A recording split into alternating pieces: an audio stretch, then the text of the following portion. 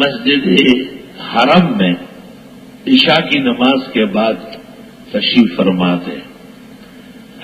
ایک روایت میں ہے کہ آپ ام ہانی کے گھر پر تھے جو ابو طالب کی بیٹی علی کی بہن ہے. چچا کا گھر ہے وہ,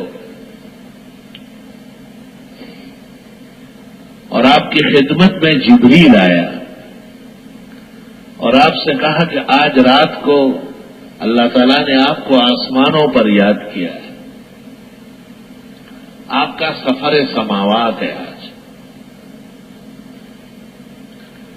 وہاں سے آپ کو لے گئے حرم شریف میں زمزم کے کنویں پر. وہاں اور فرشتے بھی موجود تھے. آپ کا سینہ چاک کیا, آپ کا دل نکالا, زمزم کے پانی سے دھویا, اور ایک تشتری میں حکمت اور ایمان لے کے آئے تھے, وہ آپ کے سینے اور دل میں بھر دیا. پھر دوبارہ سلائی کر لی. آپ حرم سے باہر نکلے تو ایک سواری کھڑی تھی, گھوڑے سے چھوٹی, خچر سے بڑی, اور یقال له البراق, اس کو بوراق کہتے ہیں. اس پر آپ کو بٹھایا اور وہ بجلی کے چمک کی طرح چل رہی تھی, بڑی تیز جا رہی تھی. دونوں طرف ملائک کھڑے تھے. آپ کو کہا گیا اس سفر میں بیت المقدس تک 77,000 فرشتے ساتھ ہوں گے. راستے میں عجائب و غرائب کھلے.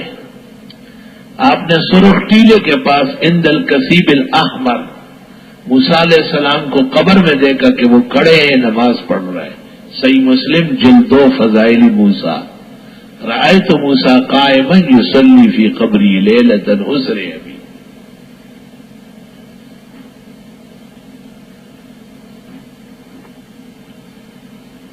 آپ نے راستے میں ایک بوڑھی عورت دیکھی, یا محمد یا محمد یا محمد یا محمد. بدعتیوں کی نانی بیٹھی ہوئی تھی. آپ نے جبریل نے کہا ہاں جواب نہ دینا, اس نامراد کو جواب نہ دینا. جب آگے بڑھے اس کی آواز ختم ہو گئی. آپ نے پوچھا ماں ہیا؟ جبریل نے کہا ہی دنیا لو اجبتہا غوت امتوں کا. یہ دنیا تھی. سارا اختلاف جو ان کا ہمارے ساتھ ہے وہ اہل دنیا ہونے کی وجہ سے. انہیں پیسے چاہیے, انہیں پلاٹ چاہیے, انہیں یہ چاہیے, وہ چاہیے.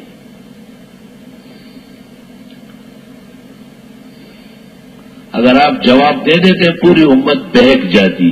اس لیے الحمدللہ اکثریت اہل توحید و سنت کی.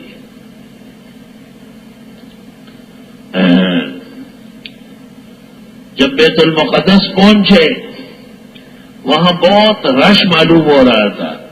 باہر سواریاں کھڑی تھی. آپ نے پوچھا, جبریل نے کہا جمیع انبیاء و مرسلین آج یہاں آپ کے لیے جمع ہے. فرمایا میری براق بھی باندھ لی گئی اور میں اور جبریل اندر گئے. او مسجد اقصی کچا کچ بھری ہوئی ہے. پہلی صف میں نے دیکھا آدم علیہ السلام, نوح علیہ السلام, ابراہیم علیہ السلام, ہود علیہ السلام, صالح علیہ, یہ اولین انبیاء بیٹھے ہیں. میں دوسری یا تیسری صف میں جگہ خالی تھی وہاں بیٹھ گیا. اس کے بعد جبریل کو میں نے دیکھا کہ انہوں نے ایک مصلی لا کے آگے بچھایا. محراب میں ایک نیا صاف مصلی بچھایا. میں مطمئن تھا کہ اگر نماز کا وقت ہوا ابونا آدم یصلی بنا اور نوح آدم الثانی یصلی لنا اور ابراہیم ابو انبیاء بنی اسرائیل. میں مطمئن تھا آدم علیہ السلام بڑے ہیں, نوح آدم ثانی ہے, ابراہیم اکثر انبیاء کے جد امجد ہے. اور میں جب نماز کا ٹائم ہو گیا تو جبریل نے آ کے مجھے کہا تقدم وصلی بہم, آپ آگے ہو جائے, آپ نماز پڑھائیے تو آپ کے لیے جمع ہے. حضرت آگے ہوئے, آپ نے 2 رکعت پڑھائی. کیا شان ہے آپ کی, دیکھ کیا فرق نبی اور بشر میں ہے. سبحان اللہ, اللہ اللہ. آپ کو اس لیے امام الانبیاء کہتے ہیں۔ نماز ختم ہوتے ہی فرمایا جبریل نے اجلت کے ساتھ مجھے روانہ کیا، کہاں آسمانی مخلوقات منتظر ہے، بیت المقدس کے باہر آسمان تک زینہ لگا ہوا تھا، اس پہ چڑھانا شروع کر دیا۔ فرمایا پہلے آسمان، دوسرے آسمان، تیسرے، چوتھے، پانچویں، چھٹے، ساتویں، اور وہاں سے پھر لامکان تک سفر شروع ہو رہا تھا۔ آسمانوں میں مختلف انبیاء، جن میں ادریس علیہ السلام ہے، یوسف علیہ السلام ہے، عیسیٰ و یحییٰ ہے، ہارون علیہ السلام ہے، موسیٰ علیہ السلام، ابراہیم علیہ السلام، ان سب سے تفصیلی ملاقاتیں کرائی گئی۔ مشہور ہے عوام میں کہ ساتویں آسمان پر جبریل نے معذرت کی ہے کہ میں آگے نہیں جا سکتا ورنہ میرے پر جلس جائیں گے۔ یہ شیخ سعدی نے بوستان میں لکھا ہے، عطا اللہ شاہ بخاری بڑے وجہ میں آ کے پڑھتے تھے، وہیں سے پھر خطبہ پر اثر ہوا۔ لیکن بخاری شریف جلد ثانی میں ہے وَعَلَا بِهِ إِلَى الْجَبَّارِ رَبِّ الْعِزَّةِ، کہ جبریل ساتھ لے کر کے رب العالمین تک ساتھ گئے۔ وَعَلَا بِهِ إِلَى الْجَبَّارِ، جبریل ہی ساتھ رہے۔ اور یہ کہنا بالکل ہی بیہودہ ہے کہ فرشتے آگے نہیں جا سکتے۔ قرآن کریم میں وَتَرَى الْمَلَائِكَةَ حَافِّينَ حَوْلَ الْعَرْشِ يُسَبِّحُونَ بِحَمْدِ رَبِّهِمْ، فرشتے عرش کے چاروں طرف حلقہ باندھ کے کھڑے ہیں تسبیح و تحمید کرتے ہوئے۔ تو کم از کم آپ یہ نہ بیان کریں کہ آگے نہیں جا سکے۔ شاہ صاحب اس سے استدلال بھی کرتے تھے کہ نوری نے جواب دے دیا، نوری بڑے بے وفا ہوتے، وہ بدعتیوں کو نوری کہتے تھے، اس موقع پہ ہر وقت نہیں۔ لیکن چونکہ واقعہ صحیح حدیث کے خلاف ہے، اس لیے ہم بصد ادب معذرت خواہ ہیں، اور یہی کہتے ہیں کہ جبریل اخیر تک ساتھ رہے جہاں تک اللہ کی حکمت تھی۔ بارگاہ احد و صمد میں پہنچ کر یکدم جلوے شروع ہو گئے ذات جل و علا کے۔ فرمایا رأیت سبحات وجہہ، میں نے ذات جل و علا کے جلوے دیکھے۔ اب تک جو دنیا میں انبیاء نے دیکھے وہ صفات کے جلوے تھے، اور یہ آپ جو قریب ہوئے ہیں یہ ذات کے جلوے۔ مشہور ہے کہ آپ سے کہا گیا کیونکہ آپ کے ہونٹ سخت خوف کی وجہ سے مل گئے آپس میں۔ مسلم میں آپ فرماتے ہیں کہ جمدا شفتایا، میرے ہونٹ بالکل برف کے ٹکڑے کی طرح ہو گئے۔ تو اللہ تعالیٰ نے میرے خوف ختم کرنے کے لیے کہا بِمَجِئْتَنِي یا حبیبی، کیا لے کے آئے اتنا بڑا سفر کر کے آئے؟ تو حضرت نے کہا التحیات للہ والصلوات والطیبات، بندہ مولا کو کیا دے سکتا ہے سوائے اس کے کہ میری جسمانی، میری مالی، میری لسانی عبادات صرف تیرے نام پہ ہوگی۔ آپ نے جسم پیش کیا، کہا السلام علیک، یہ جسم ہمیشہ محفوظ رہے، ورحمت اللہ، اور تیرے تمام افعال و اقوال پر رحمت ہو۔ آپ نے مال پیش کیا وبرکاتہ، ایسا مال ہمیشہ بابرکت رہے۔ آپ چونکہ رحمت للعالمین ہیں، آپ نے دیکھا کہ زبردست موقع ہے، تو جو عنایات مجھے مل رہی ہے، آپ نے کہا السلام علینا وعلی عباد اللہ الصالحین، یہ سلام اور مہربانیاں جو مجھے مل رہی اور نیک بندوں کو بھی ملے۔ تو تمام آسمانوں میں فرشتوں نے کہا اشہد ان لا الہ الا اللہ واشهد ان محمدا عبده ورسوله. تو امت کو کہا گیا کہ تم شکر میں پڑھو اللہم صل علی محمد وعلی آل محمد کما صلیت علی ابراہیم وعلی آل ابراہیم انک حمید مجید. اللہم بارک علی محمد وعلی آل محمد کما بارکت علی ابراہیم وعلی آل ابراہیم انک حمید مجید. لا الہ الا اللہ. اس کے بعد گفتگو شروع ہوئی ہے، شرح کلام نصیب ہوا ہے. واپسی پر امت کے گناہ معاف کرنے کے طریقے بتائے، کفارات اور دماء کی تعلیم دی گئی، 50 نمازیں دی گئی. آپ لے کے آ رہے تھے، موسیٰ علیہ السلام نے کہا واپس جاؤ، بہت زیادہ ہے، یہ لوگ نمازیں نہیں پڑھتے. ایسا اور تو اور ہے، ایسے طلباء ملے ہیں، ایسے خادم نظر آئے ہیں جو نمازوں میں دیر سویر کرتے ہیں. قیامت کا مرحلہ، آسمان ٹوٹنے والا ہے. توبہ.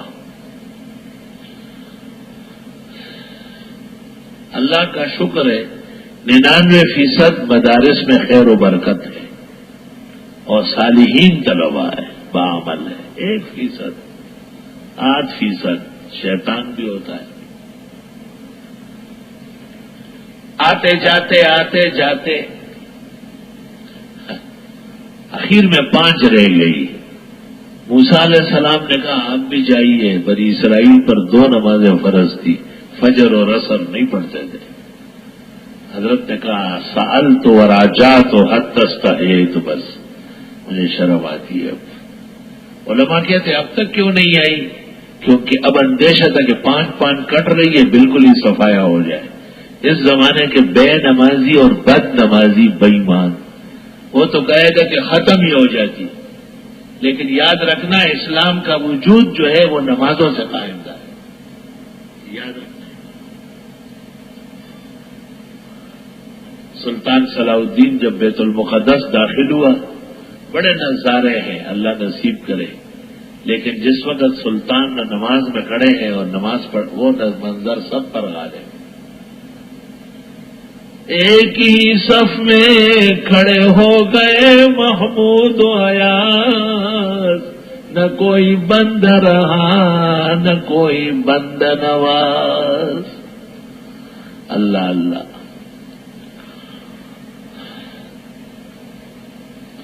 معراج کے واقعات تو بہت ہی مفصل ہے، بساط سے باہر ہے، احادیث منورہ مطہرہ میں دواوین لبریز ہے. سبحان الذی اسری بعبدہ، پاکی ہے اس اللہ کے لیے جو راتوں رات لے گیا اپنے بندے کو. بہت عجیب واقعہ ہے نا، تو مقام تعجب پر سبحان آتا ہے.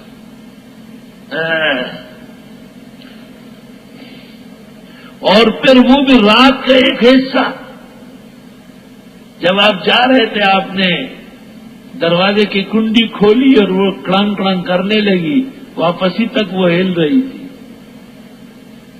اور کتنا وقت گزرا؟ کہتے ہیں 18 سال کی رات تھی. 18 سال. چاہتا پتہ نوا یو تیلی توا آیا نا احمد نبی سلطان و معراج جو مبارک شاہ. صرف ایک تیلی کو اندازہ ہو گیا تھا. تو اس نے کہا یہ رات کیسی ہے؟ تمام سرسوں ختم ہو گیا، تیل نکل ہے، بیل تھک گیا کئی مرتبہ، صبح ہی نہیں ہو رہی ہے. یعنی اس پر منکشف کر دیا گیا. باقیوں کے حق میں تو جو بستر چھوڑ کے گئے وہ گرم تھا. اور کتنا وقت لگا؟ اللہ اکبر. قدرتی الہی کا نظارہ تھا. اصلا قدرتی الہی بندوں کی فکر و سوچ کا تابع نہیں ہے، ان کو منوا کے رکھ دے گی. اب آپ دیکھیں نا، وہ جس امام نے نیپال میں خواب دیکھا، جن کو کرین نہیں دیا جا رہا تھا گنبد لگانے کے لیے، کہ رسول اکرم صلی اللہ علیہ وسلم فرماتے ہیں اس گنبد کو سفید چادر اڑا دو، اس کو چھوڑ دو، خود جائے گا۔ اتنی جرت کہ اس نے بیان کیا اور کپڑا اڑا کے وہاں کھڑا رہا، جیسے کپڑا اڑایا وہ گنبد روانہ ہو گئی۔ بندے چاہے نہ چاہے، سمجھے نہ سمجھے، کروڑوں انسان دیکھ رہے ہیں آج، پورے عالم کفر پر تزلزل آیا ہے، تو مختلف تدابیر سے اس کو ادھر ادھر کر رہا ہے۔ اللہ اکبر۔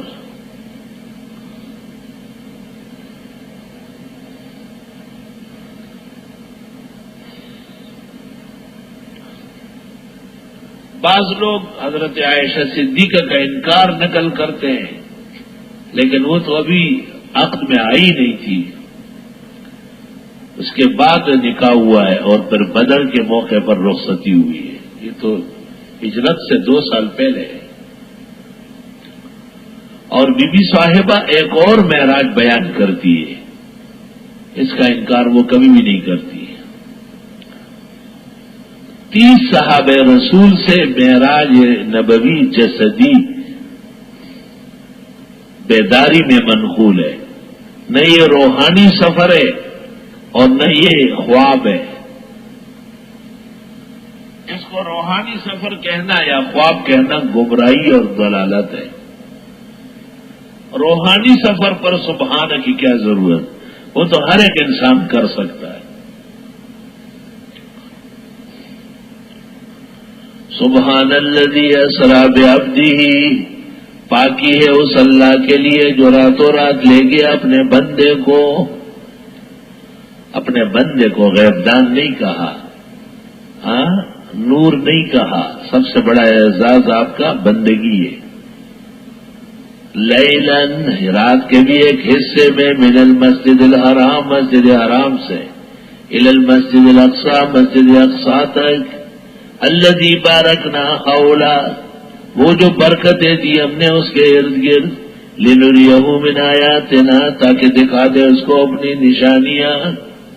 انہ هو السمیع البصیر، بے شک وہ خوب سننے والا، دیکھنے والا ہے۔